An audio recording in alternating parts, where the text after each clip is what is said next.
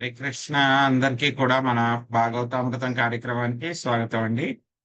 కార్యక్రమం మొదలు పెట్టే ముందు ప్రార్థనలు చేద్దాము. ఓం నమో భగవతే వాసుదేవాయ. ఓం నమో భగవతే వాసుదేవాయ. ఓం నమో భగవతే వాసుదేవాయ. నారాయణం నమస్కృత్య నరం చైవ నరోత్తమం దేవీం సరస్వతిం వ్యాసం తదో జయముదీరయేత్. శృణ్వతాం సకదా కృష్ణ పుణ్యశ్రవణ కీర్తనా హృదయంతస్థో హి అభద్రాణి విధునోతి సహృత్సతాం. నష్టప్రాయేషు అభద్రేషు నిత్యం భాగవత సేవయా భగవతే ఉత్తమ శ్లోకే భక్తిర్భవతి నైష్ఠికీ. ఓం అజ్ఞానతిమిరాంధస్య జ్ఞానాంజనశలాకయా చక్షురున్మిలితం యేన తస్మై శ్రీగురవే నమః. శ్రీచైతన్యమనోభీష్టం స్థాపితం యేన భూతలే స్వయం రూపా కదా మహ్యం దదాతి స్వపదాంతికం. వందేహం శ్రీగురో శ్రీయుతాపదకమలం శ్రీగురున్ వైష్ణవాంశ శ్రీరూపం సాగ్రజాతం సహగణ రఘునాథాన్వితం తాం సజీవం సాద్వైతం సావధూతం పరిజనా సహితం కృష్ణ చైతన్య దేవం శ్రీరాధా కృష్ణ పాదా సహగణ లలిత శ్రీ విశాఖాన్వితాంశ. హే కృష్ణ కరుణా సింధో దీనబంధో జగత్పతే గోపేశ గోపికా కాంతా రాధా కాంతా నమోస్తుతే. తప్త కాంచన గౌరాంగీ రాధే వృందావనేశ్వరి వృషభానుసుతే దేవి ప్రణమామి హరిప్రియే. వాంఛాకల్పతరుభ్యశ్చ కృపా సింధుభ్య ఏవ చ పతితానాం పావనేభ్యో వైష్ణవేభ్యో నమో నమః. జయ శ్రీ కృష్ణ చైతన్య ప్రభు నిత్యానంద శ్రీ అద్వైత గదాధర శ్రీవాసాది గౌర భక్త వృంద. హరే కృష్ణ కృష్ణ కృష్ణ హరే హరే హరే రామ రామ రామ హరే హరే.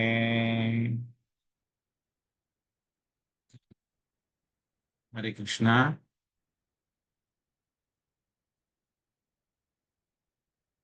हरे कृष्ण प्रभु जी धन्यवाद प्रणाम। హరే కృష్ణ. హరే కృష్ణ ప్రభుజీ దండ ప్రణామాలు. హరే కృష్ణ. హరే కృష్ణ ప్రభుజీ ధన్యవాద ప్రణామాలు. హరే కృష్ణ. హరే కృష్ణ. హరే కృష్ణ ప్రభుజీ దండవత్ ప్రణామాలు. హరే కృష్ణ. స్వాగతం వో ద్విజ శ్రేష్ట యద్రుత్వాని ముముక్షవః చరంతి శ్రద్ధయా ధీరా బాలయేవా బృహంతి చ. పట్టుకెందుకు కనిట్రా. పృథు మహారాజు కుమారగణమును ద్విజశ్రేష్ఠులనుచు సంబోధించి ఆహ్వానించెను. వారికి స్వాగతమొసగుచు అతడిట్లు పలికెను. పుట్టిన నాటి నుండి మీరు బ్రహ్మచర్య వ్రతమును నిష్ఠగా పాటించిరి. ముక్తి మార్గమున అనుభవజ్ఞులైనప్పటికీ మీరు బాలుర వలె గోచరింతురు. లక్ష్మీదేవి మాత ఇచ్చేద్దామండి. హరే కృష్ణ ప్రభుజీ దండవత్ ప్రణామాలు. భాష్యము బై శ్రీల ప్రభుపాదుల వారు. కుమారగణం యొక్క విశేష ప్రాముఖ్యం ఏమనగా వారు బ్రహ్మచారులు, అనగా పుట్టిన నాటి నుండి బ్రహ్మచర్య జీవనమునే గడుపుచున్నవారు. యవనమున ఇంద్రియములు కొన్ని మార్లు కలతకు గురి అయి బ్రహ్మచర్య పాలనము కఠినమగును. కనుక కనకాదులు 4-5 ఏళ్ల బాలుర వలనే ఉండిపోయిరి. బాల్యావస్థలో ఇంద్రియములెన్నడూనూ మైదున వాంఛతో కలుత చెందవు. కనుక వారు ఉద్దేశపూర్వకముగానే బాలురుగా నిలచిరి. సనకాదుల జీవితం యొక్క ప్రాముఖ్యం ఇదే. అటువంటి వారి ఋతువు ద్విజశ్రేష్ఠులని సంబోధించినాడు. కుమారగణము ద్విజశ్రేష్ఠునికి అంటే బ్రహ్మదేవునికి జన్మించిరి. అందువలననే వారు వైష్ణవులు కూడా అయినందున ఇచ్చట ద్విజశ్రేష్ఠులుగా సంబోధించబడేది. ఇదివరకే వివరించినట్లు వారొక సంప్రదాయమును కూడా స్థాపించిరి. ఈనాటికినే అది నింబార్క సంప్రదాయము పేరిట కొనసాగుతున్నది. 4 వైష్ణవ సంప్రదాయాలలో అది ఒకటి. పుట్టిన నాటి నుండి బ్రహ్మచర్య వ్రతమును పాలించినందున సనకాది కుమారగణము యొక్క స్థితిని ఋతువు విశేషముగా కొనియాడుతున్నాడు. వారిని వైష్ణవ శ్రేష్ఠులుగా సంబోధించి అతడి వైష్ణవ సంప్రదాయంపై తనకు గల అభిమానమును వ్యక్తపరిచెను. అనగా జన్మ వివరములను పట్టించుకొనక వైష్ణవునకు ఎల్లరును గౌరవమొసగవలెను. వైష్ణవే జాతి బుద్ధికి. వైష్ణవుని ఎవ్వడును జాతి దృష్టితో చూడరాదు. వైష్ణవుడు ఎల్లవేళలా బ్రాహ్మణ శ్రేష్ఠుడే. అనగా బ్రాహ్మణునిగా మాత్రమే గాక బ్రాహ్మణ శ్రేష్ఠునిగా కూడా వైష్ణవునికి ప్రతి ఒక్కరూ వందనములను నొసగవలసి ఉన్నది. హరే కృష్ణ ప్రభుజీ. ధన్యవాదాలు ప్రభు. హరే కృష్ణ. థ్యాంక్ యూ మాతాజీ. సో ఈ యొక్క అధ్యాయం పేరు పృథు మహారాజు కుమారగణంను కలుసుకొనుట అనేటువంటి అధ్యాయము. సో నిన్నటి మొన్నటి సెషన్ లో మనం చూసాం ఏ విధంగా అయితే కనుక కుమారాస్ ఏ విధంగా వస్తారు, పృథు మహారాజు అదే విధంగా ఆయనతో పాటు ఉండే వాళ్ళందరూ కూడా వాళ్ళని రిసీవ్ చేసుకోవడానికి, వాళ్ళకి ఆతిథ్యం ఇవ్వడానికి, వాళ్ళకి ఆహ్వానం పలకడానికి ఎంత ఉత్సుకతతో ఉంటారు. ఏ విధంగా బ్రహ్మాండంగా చాలా చక్కగా వాళ్ళందరికీ కూడా ఆహ్వానం పలికి వాళ్ళని సరైనటువంటి ఆసనంలో కూర్చోబెడతారు. కూర్చోబెట్టిన తర్వాత పృథు మహారాజు వాళ్ళని ప్రశ్నిస్తూ ఎంత శ్రద్ధగానో చాలా నియంత్రణతోటి వాళ్ళతోటి మాట్లాడడం మొదలు పెడతారు. సో మొట్టమొదట పృథు మహారాజు ప్రార్థన చేస్తూ మాట్లాడుతున్నప్పుడు కుమారుల యొక్క దర్శనం కలగడం అనేటువంటిది చాలా చాలా దుర్లభము. వాళ్ళు అన్ని చోట్ల కూడా తిరుగుతూనే ఉంటారు, కానీ అందరికీ కూడా వాళ్ళు కనపడరు. సో నేను ఏదో ఒక గొప్ప అజ్ఞాత సుకృతి చేశాను కాబట్టి నాకు మీ యొక్క దర్శనం దొరికింది అని చెప్పేసి కుమారులకి ఆయన చెప్పడం జరిగింది. ఆ తర్వాత ఇంకేం చెప్తున్నారు? సో ఇంకా ఏం చెప్తున్నారంటే కనుక చాలా ఎంతో అదృష్టం చేసుకున్నటువంటి గృహస్థులకి మాత్రమే మీ యొక్క దర్శనం కలుగుతుంది. చాలా మంది గృహస్థులు ఉంటారు, వాళ్ళ ఇంటికి ఎవరిని కూడా రానివ్వరు, సాధు పురుషులను ఎవరిని కూడా రానివ్వరు. సో ఆ సాధు పురుషులు రానటువంటి వాళ్ళ యొక్క ఇల్లు వేటిలతో పోలుస్తున్నారు? ఆయన పాముల యొక్క బిలాలతో పోలుస్తున్నారు అన్నమాట. సో ఆ తర్వాత ఈ శ్లోకంలో ఏంటంటే కనుక ఆ యొక్క సనత కుమారులు 4 కుమారుల యొక్క గొప్పతనం గురించి ఆయన పొగుడుతున్నారు అన్నమాట. ఏమిటి వాళ్ళ యొక్క ఒకానొక గొప్పతనం ఏమిటి అంటే కనుక వాళ్ళు నైష్టిక బ్రహ్మచారులు అన్నమాట. చిన్నప్పటి నుంచి కూడా వాళ్ళు బ్రహ్మచర్యంలోనే ఉన్నారు వాళ్ళు. సో ఇంకా ఏమిటంటే కనుక బ్రహ్మగారికి వాళ్ళు మానసపుత్రులు, బ్రహ్మగారికి జన్మించారు మొట్టమొదట. సో ఆ తర్వాత ఏమవుతుంది, వాళ్ళు వాళ్ళ యొక్క వయసుని కేవలం 4-5 సంవత్సరాల వయసులోనే ఆపేస్తున్నారు అన్నమాట వాళ్ళు. ఎందుకంటే కనుక మేము నైష్టిక బ్రహ్మచారుల కింద ఉండాలి. ఎప్పుడైతే కనుక మేము యవ్వనానికి వెళ్తే కనుక ఏమవుతుంది, మాకు ఆ యొక్క ఇంద్రియాలు అనేటువంటివి ఏమవుతుంది, ఈ యొక్క బ్రహ్మచర్యం పాటించడం కష్టము యవ్వనంలోను. ఎందుకంటే కనుక చిన్నపిల్లలకి యొక్క మైదున వాంఛ అనేటువంటిది ఉండదన్నమాట. ఎప్పుడు కూడా వాళ్ళు కలత చెందరన్నమాట. సో అందుకే కుమారులు కూడా వాళ్ళని వాళ్ళు 4-5 సంవత్సరాల వయసులో వాళ్ళు రెస్ట్రిక్ట్ చేసేసుకున్నారు. కాబట్టి వాళ్ళకి మైదున వాంఛ అనేటువంటి భావన కూడా ఉండదన్నమాట. సో ఇదే విషయాన్ని మనం చూస్తాం. ఏం చేస్తారు, బ్రహ్మదేవుడు కుమారులు మరీచి వీళ్ళందరితో కూడా కలిసి వెళ్తారు. ఎవరి దగ్గరికి వెళ్తారు? కర్దమ ముని సంతానంకి పెళ్లి చేయడానికి కర్దమ ముని దేవహూతి దగ్గరికి వెళ్తారు. మిగతా ఋషులందరినీ కూడాను కర్దమ ముని యొక్క కుమార్తెలతోటి వివాహం జరిపించమని చెప్పేసి బ్రహ్మదేవుడు వెనక్కి వచ్చేస్తారు. బ్రహ్మదేవుడితో పాటే 4 కుమారులు, నారద ముని కూడా వచ్చేస్తారు. ఎందుకంటే కనుక బ్రహ్మచారులకి ఇటువంటి వివాహ కార్యక్రమాల్లో వాళ్ళు పాల్గొనకూడదు అన్నమాట. సో అందుకని వాళ్ళ తమ్ముళ్ళ యొక్క వివాహం, ఎందుకంటే కనుక నా యొక్క సనత్ కుమారాస్కి తమ్ముళ్ళు అవుతారు వాళ్ళు. సో నారద ముని అందరికంటే చిన్నవాడు కాబట్టి వాళ్ళకి అన్నయ్యలు అవుతారు, అన్నలు. సో వాళ్ళ యొక్క వివాహ కార్యక్రమంలో వాళ్ళు పాల్గొనలేదన్నమాట. సో పాల్గొనకుండా వచ్చేసారు. సో వీళ్ళ యొక్క గొప్పతనం ఏంటంటే కనుక చిన్నప్పటి నుంచి వాళ్ళు రిస్ట్రిక్షన్ చేసేసుకున్నారు. వాళ్ళు 4-5 సంవత్సరాల పిల్లవాళ్ళలాగానే వాళ్ళు ఎప్పుడూ ఉంటారన్నమాట. కనపడడానికి అలా కనపడతారు, కానీ వాళ్ళు ఎంతో వాళ్ళకి ఈ యొక్క గొప్ప విషయం ఏంటంటే కనుక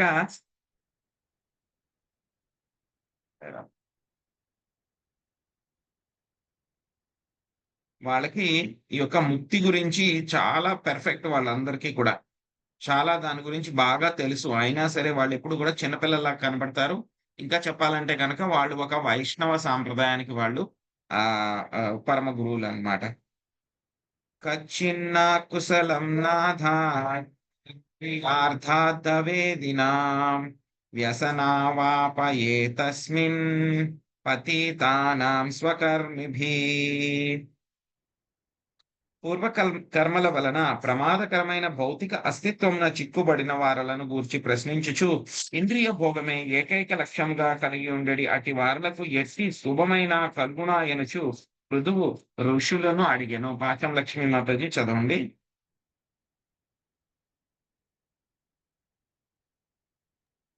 హరే కృష్ణ ప్రభుజీ ప్రణామాలు. ప్రభుజీ ఎన్నో శ్లోకం ప్రభుజీ? నాకు 13 గుర్తులేదు. మాతాజీ. ఏం లేదు. హరే కృష్ణ. 13 సరే. చదవండి మాతాజీ. భాష్యం శ్రీల ప్రభుపాద బ్రహ్మచర్య జీవనం వలన సనకాదులు సదా మంగళమయులై ఉండురు కనుక వారి కుశలమును గూర్చి పృథువు ప్రశ్నించలేదు. వారెల్లప్పుడూ ముక్తి పదమున నెలకొని ఉండురు కనుక అమంగళం అనేది ప్రశ్నయే ఉదయించదు. అనగా ఆధ్యాత్మిక పురోగమన పథకంను ఖచ్చితంగా అనుసరించేది బ్రాహ్మణులు వైష్ణవులు ఎల్లప్పుడూ కుశలముగానే ఉండదు. తాను గృహస్థుడై ఉన్నందునను మరియు రాజ్యభారమును వహించి ఉన్నందునను పృథువు తన నిమిత్తమైన ఆ ప్రశ్నను అడిగాను. రాజులు గృహస్థులే సాధారణంగా ఇంద్రియ భోగానురక్తులై ఉండువారు కాగా కొన్ని మార్లు జంతువులను వేటాడు కార్యక్రమమునందు నిముక్తులై ఉండురు. ఏలయన వేటాడుట ఎనేడి కలను అభ్యసించనిచో శత్రువుతో పోరాట వారికి కష్టతరము కాగలదు. కానీ ఇవన్నీయును మంగళ కార్యములు కావు. అవివాహిక సంబంధము, మాంసభక్షణము, మత్తు పదార్థములు స్వీకరణము, జూదము అనేది 4 పాపకర్మలు క్షత్రియులకు నిషేధింపబడలేదు. కొన్ని రాజకీయ కారణముల వలన వారు ఈ పాపకార్యములను చేయవలసి వచ్చును. క్షత్రియులు జూదమాడుట వెనుకంజ వేయరు. పాండవులే దీనికి చక్కని ఉదాహరణ. ప్రతిపక్షం వాడైన దుర్యోధనుడు జూదమునకు ఆహ్వానించి రాజ్యమును పణముగా పెట్టినప్పుడు పాండవులు వెనుకంజ వేయలేదు. కానీ ఆ జూదములో వారు రాజ్యమును కోల్పోయిరు. వారి భార్య అవమానమునకు గురయ్యను. అదే విధముగా ప్రతిపక్షం వారు యుద్ధమునకు పిలిచినప్పుడు క్షత్రియులు వెన్ను చూపరు. కనుకనే ఈ విషయములనన్నింటినీ గమనించి పృథువు తమకు ఏదైనా శుభము కలుగునా అని ప్రశ్నించను. గృహస్థ జీవనమే అమంగళకరమైనది. ఏలయన గృహస్థుడనగా ఇంద్రియ భోగమునందు చిత్తము కలవాడని భావం. ఇక ఇంద్రియ భోగమున పడినంతనే మనుజుని స్థితి ప్రమాద భరితమగును. కనుకనే ఈ భౌతిక జగత్తు పదం యద్విద్ధి పదం నతేషాం శ్రీమద్ భాగవతము 10:14.58 అని చెప్పబడినది. ఇచ్చట ప్రతి ఒక్కడు ఇంద్రియ భోగము కొరకే తీవ్ర సంఘర్షణ కావించుచున్నాడు. ఈ విషయములన్నింటినీ స్పష్టముగా కావించుచు పృథు మహారాజు గత పాపకర్మల వలన భౌతిక జగమున పడి కొట్టుకునేడి పతిత జీవులను గూర్చి సనకాదులను ప్రశ్నించను. అమంగళకరమైన ఆధ్యాత్మిక జీవనమును గడిసేది అవకాశము వారికి కలదా? ఈ శ్లోకమున ఇంద్రియార్థ వేదినాం అను పదము ప్రధానమైనది. కేవలము ఇంద్రియ తృప్తి లక్ష్యమైనటి వారి అది సూచించును. వారు పతితానం అని కూడా వర్ణించబడేది. సమస్తమగు ఇంద్రియ భోగ కర్మలను నిలిపివేయవాడే ఉన్నతుడుగా పరిగణింపబడును. స్వకర్మాభి కూడా ముఖ్యమైన పదమే. అనగా గతమునందలి కర్మల వలననే మనుషుడు పతనము చెందును. కనుక ప్రతి ఒక్కరూ తమ కర్మ కారణమున స్వీయ పతనావస్థకు బాధ్యత వహించవలసి వచ్చును. కర్మములన్నీ భక్తియుత సేవలోనికి మారినప్పుడు మనుజుని మంగళమయ జీవనము ఆరంభమవుతుంది. హరే కృష్ణ ప్రభుజీ ప్రణామాలు. హరే కృష్ణ. ఈ అవకాశం కృష్ణ ఇచ్చినందుకు మాతాజీ. ధన్యవాదాలు. హరే కృష్ణ. థ్యాంక్ యూ మాతాజీ. ఈ శ్లోకంలో ఏం చెప్తున్నారు పృథు మహారాజ్ అంటే కనుక, ఎవరైతే కనుక భౌతిక ప్రపంచంలో చిక్కుకుపడిపోయి ఉన్నారు, పతితులైపోయి ఉన్నారు, ఇంద్రియ భోగమే లక్ష్యంగా పెట్టుకుని ఉన్నారో, అటువంటి వాళ్ళకి ఏమైనా కొంచెమైనా సరే శుభం కలిగేటువంటి అవకాశం ఏమైనా ఉందా అని అడుగుతున్నారు అన్నమాట. సో ఈ ప్రశ్న ఏంటంటే కనుక మనలాంటి వాళ్ళందరి కోసం అన్నమాట. సో ఈ యొక్క కుమారులు అయితే కనుక వాళ్ళు ఎప్పుడు కూడా బ్రహ్మచర్యంలోనే ఉంటారు, ఎప్పుడు కూడా వాళ్ళు ఏం చేస్తుంటారు, ముక్తి పదంలోనే ఉంటారు, ఈ కృష్ణ భగవానుడికి భక్తి చేస్తూనే ఉంటారు. కాబట్టి అటువంటి వాళ్ళకి అమంగళము అనేటువంటిది ఏమీ ఉండదు అనమాట. వాళ్ళకి మీరు బాగున్నారా, మీరు హ్యాపీగా ఉన్నారా అని చెప్పి అడగాల్సిన అవసరమే లేదు. ఎందుకంటే కనుక వాళ్ళ జీవితంలో జరిగేటువంటిది అంతా కూడా శుభమే అన్నమాట. కానీ ఎవరైతే క్షత్రియులు ఉంటారో వాళ్ళు ఎప్పుడు కూడా, క్షత్రియులు కానీ గృహస్థులు కానీ ఉంటారో, వాళ్ళు ఏంటంటే కనుక క్షత్రియులు కానీ గృహస్థులు కానీ ఎవరైతే ఉంటారో వాళ్ళందరూ కూడా ఎప్పుడు కూడా ఇంద్రియ భోగాల్లో వాళ్ళు పడి ఉంటారన్నమాట. క్షత్రియులకైతే కనుక ఇంకా లైసెన్స్ కూడా ఉందన్నమాట.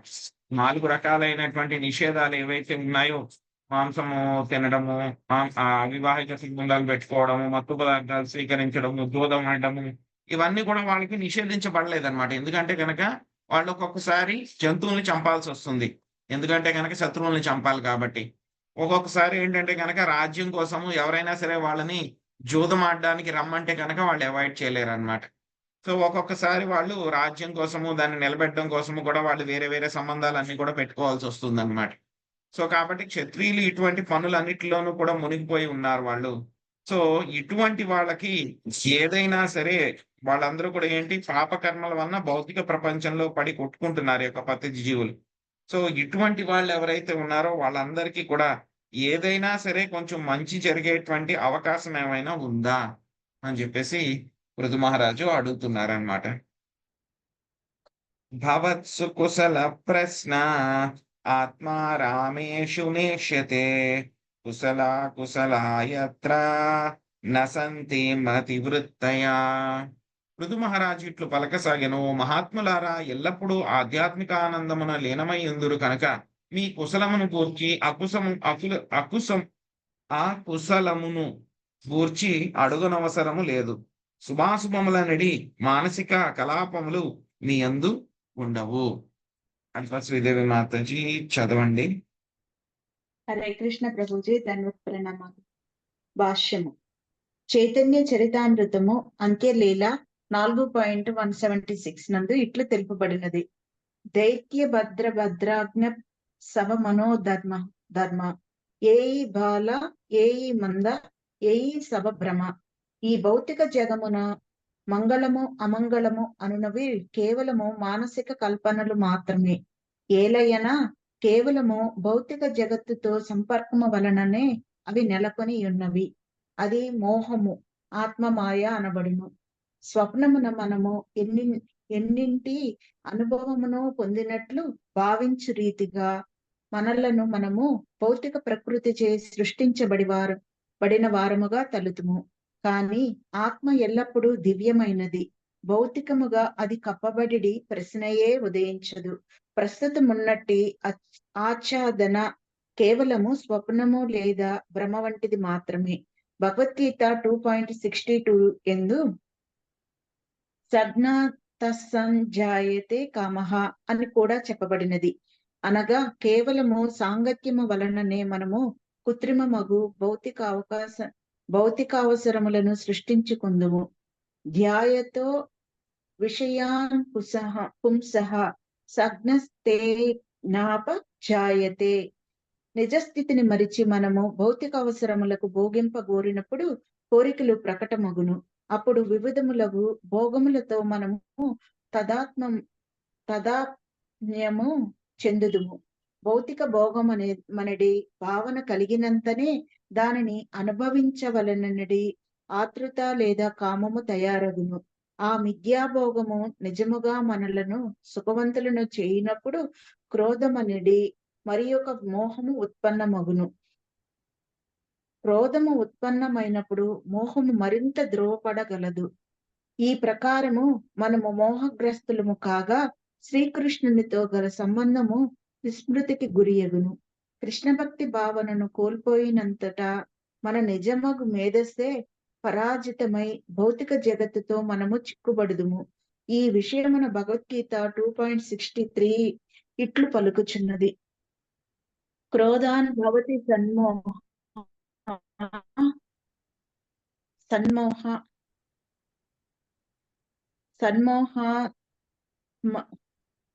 ఆత్మం తస్మ విభ్రమః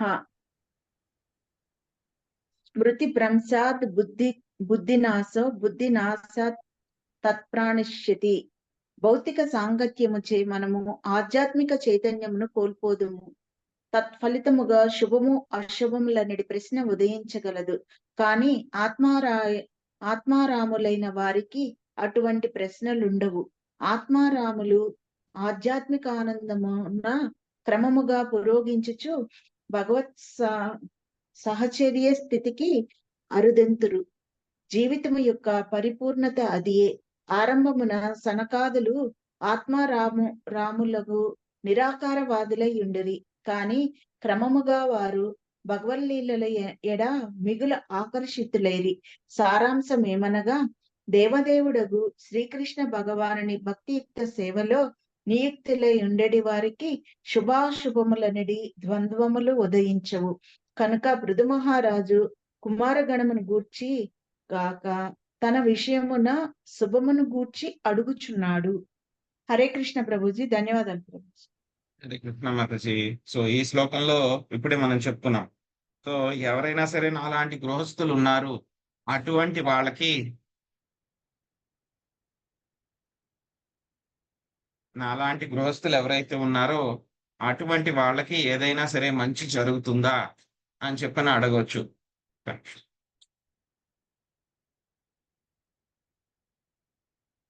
సో కానీ ఏంటంటే కనుక యొక్క కుమారులు ఎవరైతే ఉన్నారో వాళ్ళకి మీకు మంచి చెడు అనేటువంటిది అడగాల్సినటువంటి అవసరం లేదు. ఎందుకంటే కనుక వాళ్ళకి జరిగేటువంటివన్నీ కూడా మంచి విషయాలే అన్నమాట.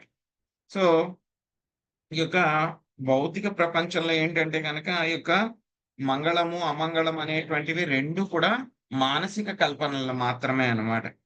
సో ఏమవుతుంది, ఏ విధంగా మనం భౌతిక ప్రపంచంలో మనకి ఇవన్నీ భావనలన్నీ కూడా కలుగుతున్నాయి అంటే కనుక మనకి భగవద్గీతలో చెప్పారు. ఏం చెప్పారు మనకి? ధ్యాయితే విషయాన్ పుంస సంగస్తేషు భజాయితే సంగాత్ సంగాయితే కామాన్ కామ క్రోధో విజాయితే క్రోధాత్ భవతి సమ్మోహ సమ్మోహ స్మృతి విభ్రమ స్మృతి భ్రంశ బుద్ధినాశో బుద్ధినాశో ప్రణశ్యతి. సో ఏమవుతుంది, ధ్యాయితో విషయాన్ పుంస, ఏవైతే గనక ఇంద్రియ భోగాలు ఏవైతే ఉన్నాయో వాటి మీద జీవుడు ఏం చేస్తూ ఉంటాడు, జీవుడు ఏం చేస్తూ ఉంటాడు, వాటి మీద ధ్యానం చేస్తూ ఉంటాడు, మెడిటేట్ చేస్తూ ఉంటాడు, దాని గురించి ఆలోచిస్తూ ఉంటాడు. ఏమవుతుంది, అప్పుడు అవి పొందాలి అనేటువంటి కోరిక కలుగుతుంది. ధ్యాయతో విషయాన్ పుంస సంగస్తేషు భజాయతి. సో అదేమవుతుంది, దాన్ని పొందడానికి ప్రయత్నిస్తాడు. సో అవి పొందితే కనుక పర్వాలేదు. ఒకవేళ పొందలేదు అనుకోండి, ఏమవుతుంది, ఆ యొక్క కామం, ఆ యొక్క కోరిక అనేటువంటిది ఎలా మారుతుంది, క్రోధం కింద మారుతుంది. సో ఆ క్రోధం ఏమవుతుంది, తర్వాత నెక్స్ట్ స్టేజ్ లో క్రోధాద్భవతి సమ్మోహ. సో అదేమవుతుంది, మోహానికి దారితీస్తుంది అన్నమాట. సో తర్వాత మోహం ఏమవుతుంది మనకి, క్రోధాద్భవతి సమ్మోహ సమ్మోహ స్మృతి విభ్రమ. సో అదేమవుతుంది మనకి, మన యొక్క జ్ఞాపక శక్తిని కోల్పోయేలా చేస్తుంది, మన యొక్క ఎగ్జిస్టెన్స్ ని కోల్పోయేలాగా చేస్తుంది. అండి ఎగ్జిస్టెన్స్ ని కోల్పోవడం అంటే కనుక మన యొక్క స్థితిని మర్చిపోయేలాగా చేస్తుంది అన్నమాట. మనం ఎవరైతే కనుక సచ్చిదానంద విగ్రహం నేను ఆధ్యాత్మిక స్వరూపుణ్ణి అనేటువంటి ఆ యొక్క స్థితి ఏదైతే ఉందో దాన్ని మర్చిపోయేలాగా చేస్తుంది అన్నమాట. స్మృతి విభ్రమ, స్మృతి భ్రంశో బుద్ధినాశాత్ ప్రణశ్యతి. సో ఆ విధంగా మనకి ఆ యొక్క జ్ఞాపక శక్తి మూలంగా ఏమవుతుంది, మన యొక్క ఇంటెలిజెన్స్, బుద్ధి పూర్తిగా నాశనం అయిపోతుంది. సో ఏమవుతుంది, ఆ తర్వాత మొత్తం అంతా కూడా ఆధ్యాత్మిక చైతన్యాన్ని అంతా కూడా మనం కోల్పోతాం అన్నమాట. సో ఏమవుతుంది, కాబట్టి ఈ యొక్క ఎవరైతే కనుక ఈ విధంగా చిక్కుకుపోయి ఉన్నారో భౌతిక ప్రపంచంలో, వాళ్ళకి అన్ని కూడా అశుభాలే అన్నమాట. కానీ ఎవరైతే కనుక ఆత్మారాములు ఎవరైతే ఉంటారో వాళ్ళకి శుభము అశుభము అనేటువంటిది ఏమీ ఉండదు. ఎందుకంటే కనుక శ్రీకృష్ణ భగవానుడి యొక్క సేవలో ఉంటారు కాబట్టి వాళ్ళకి ద్వంద్వాలు ఏమీ ఉండవు, శుభము అశుభము ఏమీ ఉండవు. సో కాబట్టి ఇక్కడ మీ గురించి అడగాల్సింది, మీ యొక్క శుభం ఎలా ఉంది, అశుభం ఉందా అని చెప్పి మిమ్మల్ని అడగాల్సిన అవసరం లేదు. నా గురించి మాత్రమే నేను అడుగుతున్నాను. ఎందుకంటే కనుక నాకు అన్ని కూడా ఈ యొక్క ద్వంద్వాలన్నీ కూడా మాకు ఉంటాయి కాబట్టి అని చెప్పి చెప్తున్నారనమాట. తదహం కృత విశ్రంభా సుహృదోవస్తపస్వినా సంపృచ్ఛే భవాయేత స్మిన్ క్షేమాకేనాజ్ఞ సా భవేత్. సంసార దావానలమున తప్పించినట్టి మానవులకు కేవలము మీ వంటి వారే మిత్రులని నేను పూర్తిగా విశ్వసించి ఉన్నాను. కనుక ఈ భౌతిక జగమున జీవిత చరమ గమ్యమును మేమెట్లు శీఘ్రముగా పొందగలమని మేము అడుగుచున్నాము. నాగం సునీత మత చదవండి. హరే కృష్ణ ప్రభుజీ దండోత్ ప్రణామం. భాష్యం బై శ్రీలా ప్రభుపాద్ కి జై. భౌతిక ఆసక్తులైన వారిండ్లకు సాధు పురుషులు వెళ్ళినప్పుడు అది తమ కొరకై ఏదో అడుగుటకు కాదని తెలుసుకొనవలెను. మంగళత్వమును గూర్చిన నిజమైన సమాచారమును ఒసగుటకే సాధువులు లౌకికుల చెంత కేగున అనుట వాస్తవమైన విషయము. పృథువు ఈ నిజమును పూర్తిగా నెరిగి ఉన్నాడు. కనుక సనకాదులు క్షేమ సమాచారమును అడుగుచు కాలమును వృధా చేయుటకు బదులు ప్రమాదకరమైన భౌతిక అస్తిత్వ స్థితి నుండి శీఘ్రమే తాను బయటపడగలనాయని అతడు విచారింపగోరెను. నిజమునకు పృథు మహారాజు ఈ ప్రశ్న అడిగినది తన గురించి కాదు. సాధు పురుషుని కలుసుకొనుట తటస్థించినప్పుడు వెంటనే ఆయనకు శరణు జొచ్చి భౌతిక క్లేశముల నుండి ఏ విధముగా ఉపశమనమును పొందవచ్చునో అడుగవలనని సగటు మనిషికి బోధించుటకే అతడు ఆ ప్రశ్నను లేవదీసెను. కనుకనే నరోత్తమ దాస్ ఠాకూర్లు సంసార విషానలే దివానిసి హియాజ్వలే జుడాయితేన కైను ఉపాయ అని పలికిరి. అనగా భౌతిక వేదనలను మనము నిరంతరము అనుభవించుచున్నాము. మన గుండెలు మండుచున్నవి. అయినను దీని నుండి బయటపడటకు మనము ఉపాయము కనబడట లేదు. లౌకికుడు కూడా తపస్వి సదా భౌతిక బాధలను అనుభవించువాడు అనియే పిలవబడును. హరే కృష్ణ మహామంత్ర జపమును ఆశ్రయించినప్పుడే మనుజుడు అటువంటి భౌతిక క్లేశములను తొలగించుకొనగలడు. ఈ విషయమును నరోత్తమ దాస్ ఠాకూర్లు గోలోకేర ప్రేమధన హరినామ సంకీర్తన రతినా జన్మిలా కేనే తాయ అని వివరించిరి. హరే కృష్ణ మహామంత్ర జపము పట్ల తనకు ఆకర్షణ లేకపోవుటకు ఆయన మిగుల వగచిరి. సారాంశమేమనగా ఈ భౌతిక జగములోని వారందరము భౌతిక క్లేశములను అనుభవించుచున్నారు. వాటిని వారు తొలగించుకొన గోరినచో సాధు పురుషులతో విశుద్ధ కృష్ణ భక్తులు సాంగత్యము నెరసి హరే కృష్ణ మహామంత్రమును హరే కృష్ణ కృష్ణ కృష్ణ హరే హరే హరే రామ రామ రామ హరే హరే జపించవలెను. లౌకికులకు అదొక్కటే శుభ మార్గమై ఉన్నది. Hare Krishna Prabhuji. Thank you Prabhuji. Hare Krishna Mataji. So ఇక్కడ ప్రశ్న అడుగుతున్నారనమాట. యొక్క సంసారం అనేటువంటి యొక్క దావానలము అంటే కనుక ఒక పెద్ద అడవి, దాంట్లో బాగా మంటలు ఉన్నాయన్నమాట, పెద్ద మంటలు అన్నమాట. యొక్క సంసారం అనేటువంటి దావానలము. సో దీంట్లో తప్పించేటువంటి మానవులు ఎవరైతే ఉన్నారో అటువంటి వాళ్ళకి మీలాంటి వాళ్ళే నిజమైనటువంటి మిత్రులు. కాబట్టి భౌతిక ప్రపంచంలో జీవిత గమ్యాన్ని మేమెట్లు వెంటనే చాలా తేలిగ్గా శీఘ్రంగా ఫాస్ట్ గా చేరుకోగలమో దయచేసి చెప్పండి అని చెప్పి ఆయన అడుగుతున్నారనమాట. సో జనరల్ గా ఏంటంటే కనుక ఇటువంటి గొప్ప సాధు పురుషులు మహాత్ములు ఏంటంటే కనుక వాళ్ళు ఈ యొక్క గృహస్థుల ఇళ్ళకి వెళ్తారనమాట. వెళ్ళినప్పుడు గృహస్థులు వాళ్ళని తప్పుగా అర్థం చేసుకోకూడదు. ఏదో మా దగ్గర నుంచి అవి పొందడానికి వచ్చారు, ఇవి పొందడానికి వచ్చారు, అవి తీసుకుని వెళ్ళిపోతారు, మావి ఇవి తీసుకుని వెళ్ళిపోతారు అని చెప్పి అనుకోకూడదు అనమాట. వాళ్ళు యాక్చువల్ గా తీసుకువెళ్ళాలి అనేటువంటి ఒక వంకతో వస్తారు. కానీ ఏంటంటే కనుక వాళ్ళు తీసుకెళ్లే దానికన్నా మనకి ఇచ్చేటువంటిది చాలా ఎక్కువగా ఉంటుంది అనమాట. ఏమిటి వాళ్ళు ఏమి ఇస్తారు మనకి అని అంటే కనుక ఎవరైతే కనుక ఈ యొక్క సంసారం అనేటువంటి అంధకూపంలో పడిపోయి ఉన్నారో, ఈ యొక్క సంసారం అనేటువంటి ఒక పెద్ద ఫారెస్ట్ ఫైర్ అన్నమాట. దావానలము అంటే కనుక ఏంటంటే కనుక అడవిలో ఒక్కొక్కసారి మంటలు వస్తూ ఉంటాయి అన్నమాట. అవి ఎలా వస్తూ ఉంటాయంటే కనుక ఏవో చిన్న మంటలు కాదు అవి. మొత్తం పెద్ద పెద్ద ఏరియాలో చెట్లన్నీ కూడా కాలిపోతూ వస్తూ ఉంటాయి అన్నమాట. అటువంటి దావానలంలో ఎవరైనా చిక్కుకుపోయారంటే కనుక భస్మం అయిపోవడం తప్పితే కనుక వేరే ఆప్షన్ లేదు. అటువంటి దావానలలో ఏం జరుగుతుంది, పాములు, జంతువులు అన్ని కూడా చచ్చిపోతాయి అన్నమాట. వేరే ఆప్షన్ ఉండదు. వాటిని ఆపాలంటే కూడా చాలా కష్టం అన్నమాట. మన చిన్న చిన్న బకెట్లతో కానీ లేకపోతే ట్యాంకర్లతో కానీ నీళ్లు పోసినా సరే ఆగదు. అటువంటి దావానాలు ఆగాలంటే కనుక రెండు ఆప్షన్స్. ఒకటేంటి, మొత్తము ఆ యొక్క అడవి అంతా కూడా పూర్తిగా దహించుకుపోవాలి. రెండవది ఏంటంటే కనుక వర్షం రావాలన్నమాట. సో అందుకే మనకి కృష్ణా చక్రవర్తి ఠాకూర్ గారు ఈ యొక్క గురువాష్టకంలో మొట్టమొదటి శ్లోకంలో మొదట్లోనే అది చెప్తారనమాట.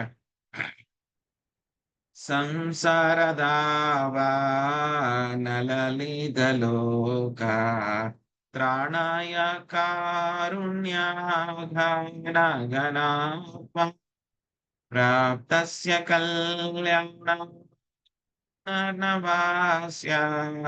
వందే గురు శ్రీ చరణారవింద. యొక్క సంసారం అనేటువంటిది ఏంటంటే కనుక ఒక పెద్ద ఫారెస్ట్ ఫైర్ అన్నమాట.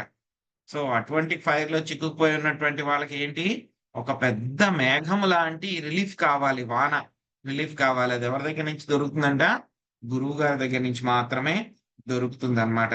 సో ఇదే విషయాన్ని నరోత్తమ్ దాస్ ఠాకూర్ కూడా చెప్తున్నారనమాట. ఈ యొక్క సంసారం అనేటువంటిది ఏంటి, ఒక పెద్ద విషం లాంటిది, ఒక పెద్ద జ్వాల. సో దీంట్లోంచి ఎలా బయటపడాలి, సో భౌతిక వేదనలు అనుభవిస్తూ ఉన్నాం, గుండెలు మండిపోతూ ఉన్నాయి, దీన్ని బయటపడడానికి ఉపాయమే దొరకట్లేదు అని చెప్పి నరోత్తమ్ దాస్ ఠాకూర్లు వాళ్ళు కీర్తిస్తూ ఉంటారన్నమాట. సో శ్రీల ప్రభుపాద్ గారు ఏంటంటే కనుక మనందరి మీద కరుణతోటి సనత్ కుమార్ రాజ్ చెప్పక ముందే దాని యొక్క సొల్యూషన్ ఏంటి అని చెప్పేసి ఆయన ఈ శ్లోకంలోనే చెప్పేశారనమాట. ఏం చెప్తున్నారు సొల్యూషన్? యొక్క హరే కృష్ణ మహామంత్ర జపాన్ని ఆశ్రయించినప్పుడే మనుజుడు అట్టి భౌతిక క్లేశములను తొలగించుకోనగలడు. సో అందుకే ఏం చెప్పారు నరోత్తమ్ దాస్ ఠాకూర్ వారు, గోలోకేర ప్రేమధన హరినామ సంకీర్తన రతినా జన్మిలాకేనే తాయా అని చెప్పి చెప్పారనమాట.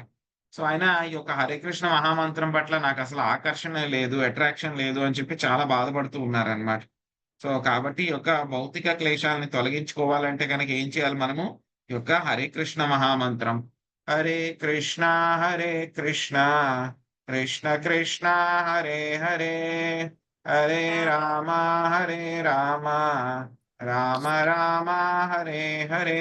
యొక్క హరే కృష్ణ మహామంత్రాన్ని మనము సో ఎవరితోటి, భక్తుల యొక్క సాంగత్యంలో సాధు పురుషులతోటి మనం దీన్ని జపిస్తూ ఉంటే కనుక సో ఇటువంటి ఏవైతే కనుక అమంగళాలు ఏవైతే ఉన్నాయో వాటిలన్నిటి నుంచి కూడా బయటపడి యొక్క సంసార దావానాల నుంచి బయటపడడానికి లౌకికులకి ఒకే ఒక మార్గం అన్నమాట.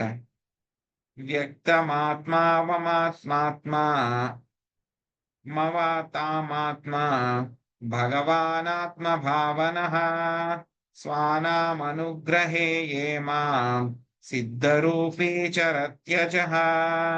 తన అంశలకు జీవులను ఉద్ధరించుకొనుటకు భగవానుడు సదా ఆతురతను కలిగి ఉండను. వారికి ప్రత్యేక లాభమును చేకూర్చుటకే అతడు మీ వంటి ఆత్మదర్శన రూపమున ప్రపంచమంతటా పర్యటించుచుండును. స్వాతి మాతాజీ మీరు మొదటి పారాగ్రాఫ్ చదవండి, చందన మాతాజీ మీరు రెండో పారాగ్రాఫ్ చదవండి, తర్వాత సునీత హరిబాబు మాతాజీ మీరు సాక్షాత్ దరిత్వేన దగ్గర నుంచి చివరి పారాగ్రాఫ్ చదవండి. హరే కృష్ణ ప్రభుజీ దండవత్ ప్రణాం. భాష్యము. జ్ఞానులు, నిరాకారవాదులు, యోగులు, భగవద్భక్తులు అనుచు ఆధ్యాత్మికవాదులు వివిధ రకములుగా నుండురు. సనకాదులు జ్ఞానులు, యోగులే గాక తదనంతర కాలమున భక్తులు కూడా అయిరి. ఆదిలో వారు నిరాకారవాదులై ఉన్నప్పటికీ పిదప భక్తియుత కర్మలను చేపట్టిరి కనుక వారు ఆధ్యాత్మిక కులలో శ్రేష్టతములై ఉన్నారు. భక్తుల భగవత్ ప్రతినిధులు బద్ధజీవులను వారు నిజ చైతన్యమున ఉద్ధరించుటకు ఆ మహానుభావులు ప్రపంచమంతటను పర్యటించుచు కృష్ణ భక్తి భావనను గూర్చి బోధలు చేయుదురు. శ్రేష్ఠులకు భక్తులే ఆత్మవత్ పరమాత్మని పూర్తిగా అనుభూతమునర్చుకొనిన వారు అనబడుదురు. భగవానుడు పరమాత్మని రూపమున ఎల్లరి హృదయములలో నిలిచియుండు భక్తిమయ స్థితికి వారిని ఉద్ధరింప యత్నించును కనుకనే అతడు ఆత్మాభావన అనబడును. తనను గూర్చి జీవుడు ఎరగగలిగినట్లు బుద్ధి నొసగుటకే భగవానుడు ఎల్లప్పుడూ యత్నించుచుండును. ప్రక్కన కూర్చున్నట్టు స్నేహితుని వలె అతడు జీవునితో పాటు ఎల్లప్పుడూ కూడియుండును. జీవులకు వారి ఇచ్ఛానుసారము అతడు సౌకర్యమును అందజేయుచుండును.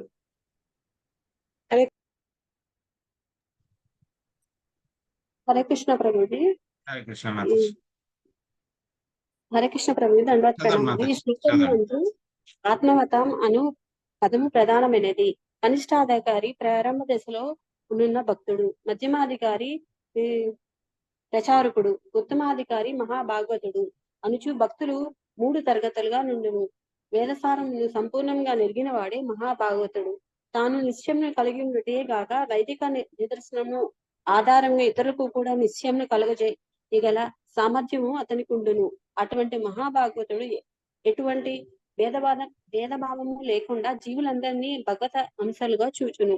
మధ్యమాధికారి ప్రచారకుడు కూడా శాస్త్ర జ్ఞానమును పూర్తిగా కలిగి నుండి ఇతరులకు నిశ్చయములను కలిగింప చేయగలుగును. అనుకూల ప్రతికూల విషయంలో భేదభావనను చూపరు. అనగా మధ్యమాధికారి దానవ ప్రవృత్తి గల జీవులను పట్టించుకొనడు. ఇక కనిష్టాధికారి శాస్త్రమును గురించి అంతగా తెలియకునను భగవంతుని యందు పూర్ణ విశ్వాసమును కలిగి ఉండును. పరతత్వమును సూక్ష్మముగా అధ్యయనం చేసిన పిమ్మటయే భక్తులైన కారణంగా సనకాదులు మహాభాగవతులై ఉన్నారు. అనగా వేదసారమును గూర్చిన పూర్తి జ్ఞానమును వారు కలిగి ఉండరి. భక్తులు పలువురు ఉన్నప్పటికీ వేదసారమును పూర్తిగా నెరిగినట్టు భక్తుడే తనకు ప్రీతి పాత్రుడని భగవద్గీతలో శ్రీకృష్ణుడు ధృవపరిచెను. ప్రతి ఒక్కడు తన మానసిక స్థితిని అనుసరించి ఉన్నత స్థితికి చెందుటకు యత్నించబడుచుండెను. దేహాత్మ భావన కలిగిన కామ్యకర్మ రతులు సాధ్యమైనంతగా ఇంద్రియ భోగమును అనుభవించ యత్నించరు. భగవంతుని తేజంలో లీనమగుటయే జ్ఞానుల దృష్ట్యా అత్యున్నత స్నానము. కానీ భగవత్ మహిమను ప్రపంచమంతయు ప్రచారం కావించటయే భక్తుని దృష్ట్యా అత్యున్నత స్నానం. కనుకనే భక్తులు నిజంగా భగవత్ ప్రతినిధులు. నారాయణునే తమ హృదయంలో నిలుపుకుని ఆ దేవదేవుని మహిమలను ప్రచారం చేదురు. కనుక సాక్షాత్తుగా నారాయణుని వలె వారు ప్రపంచమంతయు పర్యటించుతురు. నారాయణుని ప్రతినిధి నారాయణతో సమానమే అయినను దాని భావము మాయావాదులు తీర్మానించినట్లుగా అతడు నారాయణుడు అయినాడని పలుకట కాదు. మాయావాదులు సాధారణంగా సన్యాసిని నారాయణ అనుచు సంబోధించుతురు. సన్యాసం గ్రహించుట మనుజుడు నారాయణుతో సమానుడు కాగలడని లేదా సాక్షాత్తుగా నారాయణుడే అగునని వారి భావము. కానీ వైష్ణవ అభిప్రాయం దానికి భిన్నంగా నుండును. దానినే శీల విశ్వనాథ చక్రవర్తి ఠాకూర్లు ఇట్లు తెలిపరి. హరే కృష్ణ ప్రభుజీ. థ్యాంక్స్. హరే కృష్ణ ప్రభుజీ, ధన్యవాద ప్రణామాలు. సాక్షాద్ధరిత్వేన సమస్త శాస్త్రే తృప్త సదా భవ్యత ఏవ సద్భిః కింతు ప్రభోర్యో ప్రియ ఏవ తస్య వందే గురో శ్రీచరణారవిందం వందే గురో శ్రీచరణారవిందం. వైష్ణవ తత్వమును ప్రచారముకు భక్తుడు నారాయణుడు అవుట వలన కాక నారాయణుని ఆంతరింగిక సేవకుడు అవుట ద్వారా నారాయణుడితో సమానుడు కాగలడు. అటువంటి మహాపురుషుల జనుల లాభము కొరకై ఆధ్యాత్మ గురువులుగా వర్తించుదురు. వాస్తవములకు నారాయణుని మహిమలను ప్రచారము గావించు గురువుని నారాయణునిగానే భావించి నారాయణునికి వసుగునంతటి గౌరవమును వసగవలను. హరే కృష్ణ ప్రభుజీ, ధన్యవాద ప్రణామం. హరే కృష్ణ మాతాజీ. సో ఇక్కడ ఈ శ్లోకంలో ఏం చెప్తున్నారంటే కనుక, సో దేవాది దేవుడైనటువంటి శ్రీకృష్ణ భగవానుడు ఎప్పుడూ కూడా ఇటువంటి పతిత జీవులు ఎవరైతే ఉన్నారో వాళ్ళందరినీ కూడా ఉద్ధరించడానికి ఎప్పుడు కూడా ఆయన ఎక్కువ ఆతృతతోనే ఉంటాడు ఆయన. సో వాళ్ళకి లాభం చేకూర్చడానికి ఆయన ఏం చేస్తారు, ఒక్కొక్కసారి ఆయనే వస్తారు డైరెక్ట్ గా, లేకపోతే కనుక ఆయన యొక్క ప్రతినిధులు మీలాంటి వాళ్ళు ఆత్మదర్శులు ఎవరైతే ఉన్నారో వాళ్ళ చేత మొత్తం ప్రపంచం అంతటా కూడా పర్యటించేలాగా చేస్తారు అని చెప్తున్నారు అన్నమాట. సో 3 రకాలైనటువంటి ఆధ్యాత్మికవాదులు, జ్ఞానులు, యోగులు, భగవద్భక్తులు అన్నమాట.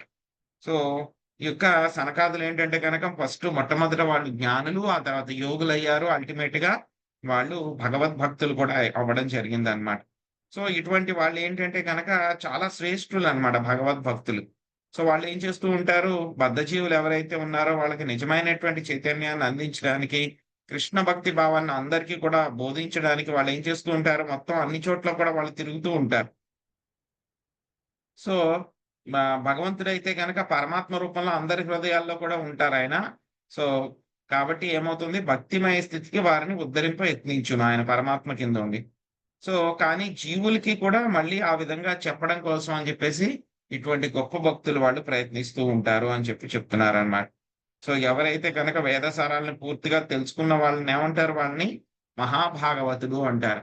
సో 3 రకాలైనటువంటి భక్తులు, ఉత్తమాధికారి, కనిష్టాధికారి, మధ్యమాధికారి. ఉత్తమాధికారి ఏం చేస్తూ ఉంటారు, ఆయన చాలా హై లెవెల్లో ఉంటారు, పెర్ఫెక్షన్ వస్తుంది, మొత్తం జీవులందరినీ కూడా సమానంగానే చూస్తారు ఆయన. సో మధ్యమాధికారి అయితే కనుక ఏం చేస్తూ ఉంటారు, ఆయన ప్రచారం చేస్తూ ఉంటారు. సో ప్రతి ఒక్కళ్ళకి కూడా వాళ్ళు ఏ స్థాయిలో ఉన్నారు అని చెప్పి వాళ్ళ యొక్క స్థాయిల ప్రకారం వాళ్ళకి గౌరవాన్ని ఇస్తూ ఉంటారు. సో అదే విధంగా ఏ విధంగా బోధించాలి అనేటువంటి విషయాలు కూడా చెప్తారన్నమాట.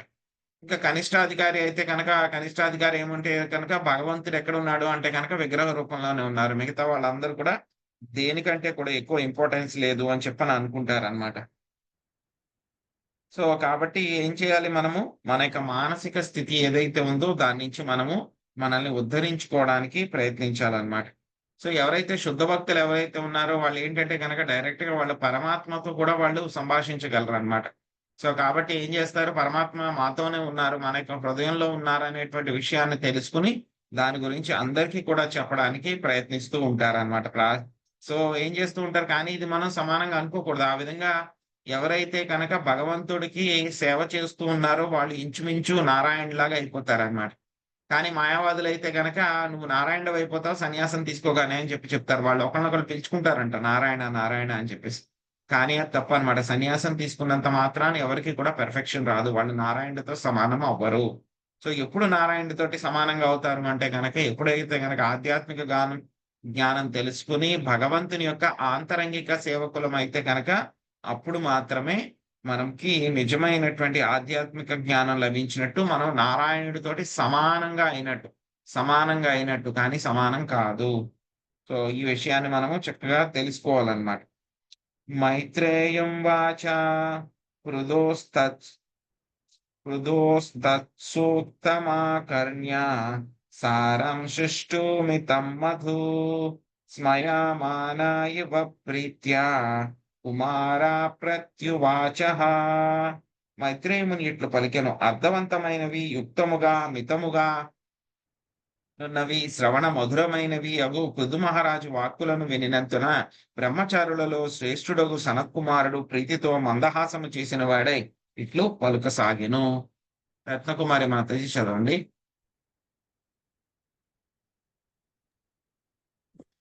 హరే కృష్ణ ప్రభుజీ, దండవత్ ప్రణాం. భాష్యం బై శ్రీల ప్రభుపాదుల వారికి జై. కుమారగణము ఎదుట పృథు మహారాజు పలికిన వాక్కులు పెక్కు యోగ్యతల కారణమున మిక్కిలి స్తుతి పాత్రములై ఉన్నవి. భాషణము శ్రవణ మధురములు సందర్భోచితములు అయిన పదములను కూడి ఉండవలెను, అప్పుడే అది అర్థవంతం కాగలదు. పృథువు చక్కని భక్తుడైనందున అతని భాషణలో ఆ యోగ్యతలన్నీయును ఉండెను. యస్యాస్తి భగవత్య కించన సర్వైర్గుణైస్తత్ర సమాసతే సురా అని చెప్పబడినది. అనగా పూర్ణ పురుషోత్తముడగు శ్రీకృష్ణ భగవానుని యందు అచంచలమగు భక్తియుత విశ్వాసమును కలిగి ఉండి ఆ దేవదేవుని సేవలో నియుక్తుడైన వాని యందు సమస్త సద్గుణములు వెల్లివిరియగలవు. శ్రీమద్ భాగవతము 5వ స్కందం 18వ అధ్యాయం 12వ శ్లోకమున ఈ విధముగా కుమారగణము మిగుల ప్రసన్నులైరి. అంతటా సనత్ కుమారుడు ఇట్లు పలుకసాగాను. Thank you Prabhuji. Hare Krishna. దండవత్ ప్రణాం Prabhuji. Hare Krishna Mataji. So Prithu మహారాజు ఆయన మాట్లాడినటువంటి మాటలు ఎలా ఉన్నాయంట, చాలా అర్థవంతంగా ఉన్నాయి, సరైనటువంటి పదాలు, అది కూడా పెద్ద పెద్దవి కాకుండా చాలా కాంపాక్ట్ గా కన్సైజ్ గా మితంగా చెప్పారు ఆయన. ఇంకా ఏంటి, అవి చాలా మధురంగా ఉన్నాయి అన్నమాట. సో అవి విన్న తర్వాత ఆ యొక్క సనత్ కుమారులు చాలా ఆనందపడ్డారు. ఆ యొక్క సనత్ కుమారుల్లో పెద్దవాడైనటువంటి సనత్ కుమారుడు చాలా ప్రేమతోటి చక్కగా నవ్వుతూ ఆయనకి సమాధానం చెప్పడం మొదలు పెట్టారనమాట. సో ఏం చెప్తున్నారు మనకి ఇక్కడ సనత్ కుమారులు అని చెప్పేసి మనం చూద్దాము. సనత్ కుమారం వాచ సాధు పృష్టం మహారాజా సర్వభూతాహితాత్మనా భవతా విదుషా చాపి సాధూనాం మతిరీదృశి. సనత్ కుమారుడు ఇట్లు పలికెను, మహారాజా, నీవు నన్ను చక్కని ప్రశ్నలను అడిగితివి. ఎల్లప్పుడూ ఇతరుల శుభమును గూర్చియే తలపోయినట్టి నీవు అడుగుట వలన విశేషముగా ఆ ప్రశ్నలు సమస్త జీవులకు లాభదాయకములై ఉన్నవి. అటువంటి ప్రశ్నలను అడుగుట సాధి పురుషుల నడవడిక కనుక సమస్తము నెరిగిన వాడయ్యును నీవు వానిని అడిగితివి. అట్టి బుద్ధి నీకు తగినదిగానున్నది. చదవమంటారా ప్రభుజీ? మాతాజీ పద్మిని మాత చదవండి, తర్వాత మహాలక్ష్మి మాత చదవండి. హరే కృష్ణ. అలాగే మాతాజీ.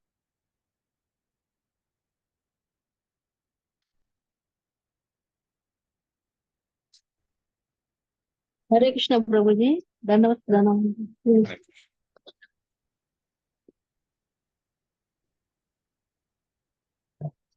పృథు మహారాజు భాష్యముగా ప్రభుపాదికి జై. పృథు మహారాజు ఆధ్యాత్మిక విజ్ఞాన శాస్త్రమున ప్రవీణుడైనను దాని నెరుగని వాడైనట్లుగా కుమారగను ఎదుట ప్రవర్తించను. దీని భావం ఏమనగా, మనుషుడు ఎంతటి ఉన్నతుడైనను సమస్తము ఎరిగిన వాడైనను తన కన్నను శ్రేష్ఠుడైన వారిని ప్రశ్నలను అడగవలను. ఉదాహరణకు అర్జునుడు సమస్త ఆధ్యాత్మిక విజ్ఞానము ఎరిగిన వాడైనను ఏమైనను ఎరుగని వాని వలె శ్రీకృష్ణుని ప్రశ్నించను. అదేవిధంగా పృథువు సమస్తము ఎరిగిన వాడైనను ఏమియును ఎరుగని వాని చందమున కుమారగను ఎదుట వ్యవహరించను. దీని భావం ఏమనగా, మహాత్ములైన వారు భగవంతుని లేదా అతని భక్తులను అడిగిన ప్రశ్నలు జనుల లాభం కొరకే ఉద్దేశింపబడి ఉండును. సదా ఇతర లాభం గురించి తలపోయేవారు కనుకనే కొన్ని మార్లు వారు ఆ స్థితిలో నిలిచి ఉన్నతుడకు ప్రామాణికుని ప్రశ్నించదు. Hare Krishna Prabhuji. Thank you Prabhuji. Hare Krishna Mataji. So Sanath కుమారం వాచ. సో సనత్ కుమార ఆయన మాట్లాడడం మొదలు పెడుతున్నారు అనమాట. సో పృథు మహారాజు అడిగినటువంటి ప్రశ్నలకి సమాధానం చెప్తున్నారు. ఏం చెప్తున్నారు? నువ్వు అడిగినటువంటి ప్రశ్నలు చాలా చక్కగా ఉన్నాయి. ఇది అందరికీ కూడా ఇటువంటి ప్రశ్నలు మంచి కోసం అడిగేటువంటి ప్రశ్నలు. సో ఎవరైతే గనక జీవులు ఉన్నారో వాళ్ళందరికీ కూడా ఉపయోగపడేటువంటి ప్రశ్నలు, వాళ్ళకి లాభాన్ని కలిగించేటువంటి ప్రశ్నలు. సో ఇటువంటి ప్రశ్నల్నే సాధు పురుషుల దగ్గరికి వెళ్ళి మనం అడగాలి. కాబట్టి నీకు మొత్తం తెలిసి ఉన్నా సరే మళ్ళీ నువ్వు వాటిని అడిగావు కాబట్టి నీ యొక్క బుద్ధికి తగినట్లుగా ఉంది అని చెప్తున్నారనమాట. సో మనకి కొన్ని ఆధ్యాత్మిక విషయాలు జ్ఞానం మనకి తెలుసున్నా సరే ఏం చేయాలి? గురువు గారి ముందు లేకపోతే కనుక గొప్ప మహాత్ముల ముందు మనం ఏమీ తెలియని వాళ్ళలాగే ఉండాలన్నమాట. అమాయకుల్లాగానే ఉండాలి. ఏమి అన్ని తెలుసున్నా సరే. ఎలా అయితే కనుక నిండుకుండా తొడకదు అని అంటారు కదా, అలాగా ఎంత జ్ఞానం ఉన్నా సరే ఇక్కడ పృథు మహారాజు ఏం చేశారు? మళ్ళీ అవే ప్రశ్నలు, యుక్తమైనటువంటి ప్రశ్నలు కాబట్టి వాటిని మళ్ళీ అడిగారనమాట ఈయన. సో అదే విషయాన్ని సనత్ కుమార కూడా ధృవీకరిస్తున్నారు. ఎందుకంటే వాళ్ళకి అన్ని తెలుసు, ఎవరి యొక్క స్థాయి ఏంటి అని. సో ఈ ప్రశ్నలన్నిటికీ కూడా సమాధానం తెలుసు, నీకు పూర్తిగా జ్ఞానం ఉంది. అయినా సరే సామాన్య మానవుల కోసం మీరు ఈ ప్రశ్నలు అడుగుతున్నారు కాబట్టి వీటికి సమాధానం చెప్తాను అని చెప్పడానికి ఉద్యుక్తులు అవుతున్నారనమాట. సో ఇదే విధంగా విదురుడు కూడా మైత్రేయుని ప్రశ్నలు అడుగుతారు. అడిగినప్పుడు విదురుడిని కూడా మైత్రేయుని ఇలాగే ఆయన ప్రశంసిస్తారనమాట. నువ్వు అడిగేటువంటి ప్రశ్నలన్నీ కూడా చాలా యుక్తంగా ఉన్నాయి, అవన్నీ కూడా బద్ధజీవుల కోసం ఉపయోగపడుతూ ఉంటాయి అని చెప్పారనమాట. సంగమక్కులు సాధూనా ముభాయేషం చ సమ్మతః యస్యం భాషణ సంప్రశ్నః సర్వేషాం వితనోతి సం. మహాలక్ష్మి మాతాజీ మీరు ట్రాన్స్లేషన్ మొదటి పారాగ్రాఫ్ చదవండి. శశికళ మాతాజీ మీరు 2వ పారాగ్రాఫ్ 3వ పారాగ్రాఫ్ చదవండి. హరే కృష్ణ ప్రభుజీ దండ ప్రణామాలు. భాష్యము ప్రభుపాదుల వారికి జై. భక్తులు సమావేశమైనప్పుడు వారి చర్చలు చదువుతున్నారు మాతాజీ. హరే కృష్ణ ప్రభుజీ.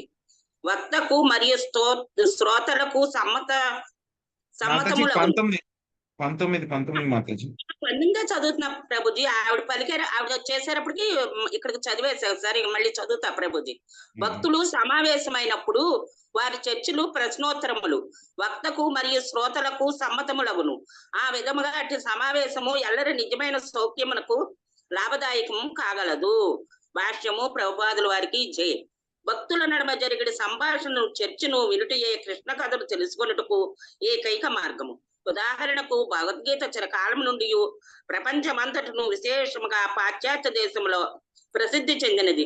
కానీ ఆ కథా విషయము భక్తులచే చర్చింపబడినందున ఎట్టి ప్రభావము కానరాలేదు. మా కృష్ణ చైతన్యోద్యమమును హరినామ సంకీర్తనోద్యమము ప్రారంభించక ముందు పాశ్చాత్య దేశమున ఒక్కడు కూడా కృష్ణ భక్తుడు కాలేదు.